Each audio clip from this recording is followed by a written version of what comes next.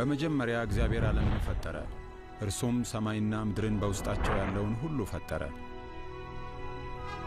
እግዚአብሔር የሠራውን ሥራ ሁሉ ስንመለከት እጅግ እንደነቃለን።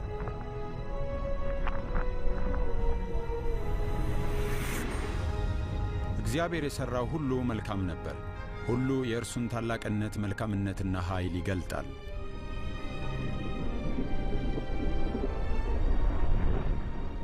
እግዚአብሔር የተለያዩ የእጽዋት ዝርያዎችንና እንስሳትን ፈጠረ። ከዚያም የመጀመሪያውን ሰው ከምድር አፈር አበጀው። በአፍንጫውም የሕይወት እስትንፋስ እፍ አለበት፣ ሕይወትንም ሰጠው። ይህም የመጀመሪያው ሰው አዳም ይባላል። ከዚያ እግዚአብሔር ሴትን የአዳም ሚስትና ረዳት ትሆን ዘንድ ፈጠራት፣ ሔዋን ተብላም ተጠራች። እግዚአብሔርም ወንድና ሴት አድርጎ በአምሳሉ ፈጠራቸው። ስለዚህም ከእርሱ ጋር የቅርብ ግንኙነት ነበራቸው። ውብ በሆነችው ገነት ውስጥም ከእርሱ ጋር በደስታ ይኖሩ ነበር። በዚያም መከራና ሞት አልነበረም።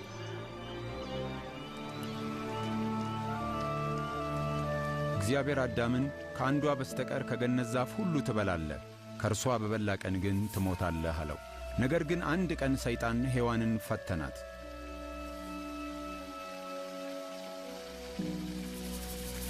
እርሷም ከፍሬው ወስዳ በላች። ባሏም ደግሞ ከእርሷ ተቀብሎ በላ። በዚያች ቅጽበት ከእግዚአብሔር ጋር የነበራቸው ኅብረት ተቋረጠ። እግዚአብሔር ቅዱስ ነውና ኀጢአተኞች ከእርሱ ጋር መኖር አይችሉም።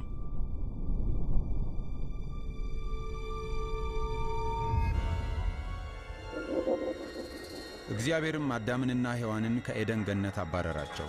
እግዚአብሔርን ባለመታዘዛቸው እፍረትና ስደት ዕጣቸው ሆነ።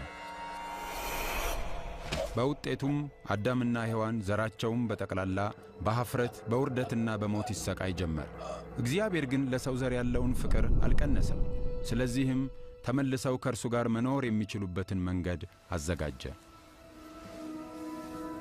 እግዚአብሔር የሰውን ዘር ከኀጢአት ለማዳን ያዘጋጀውን ዕቅድ በቅዱሳት መጻሕፍት በኩል አስታውቋል።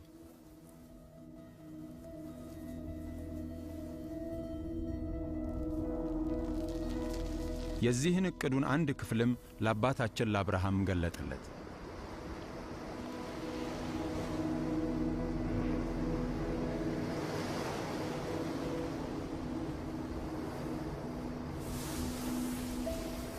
አብርሃምም በእግዚአብሔር አመነ፣ አከበረውም። እግዚአብሔርም እንደሚባርከውና የምድርንም አሕዛብ ሁሉ በእርሱ በኩል እንደሚባርክ ቃል ገባለት። ዘሩንም በባሕር ዳር እንዳለ አሸዋ በሰማዩም ላይ እንዳለ ከዋክብት እንደሚያበዛ ተስፋ ሰጠው። አብርሃምም እግዚአብሔርን አመነ። ከዚህም እምነቱ የተነሣ እግዚአብሔር ጻድቅ ነህ ብሎ አወጀለት። አሕዛብም የእግዚአብሔር ወዳጅ ብለው ጠሩት።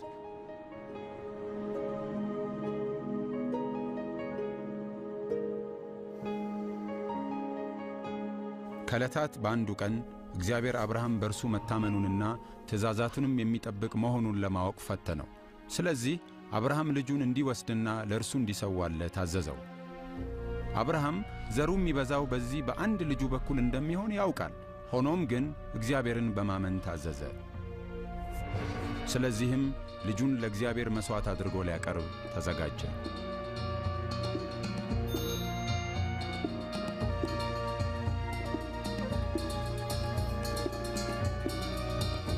እግዚአብሔር ግን አብርሃም በልጁ ላይ አንዳች አታድርግበት፣ እኔን እንደምትፈራና ልትታዘዘኝም ምን ያህል ዝግጁ እንደሆንክ አውቄአለሁ አለው።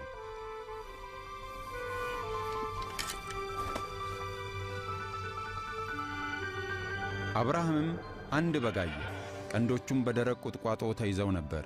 አብርሃምም እግዚአብሔር ያዘጋጀውን ጠቦት ወስዶ በልጁ ምትክ ለእግዚአብሔር መሥዋዕት አድርጎ አቀረበው።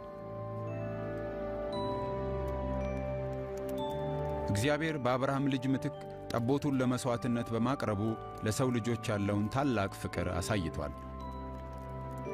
የእርሱም ፍቅር መልካም አባት ለልጆቹ ያለውን ዓይነት ነው።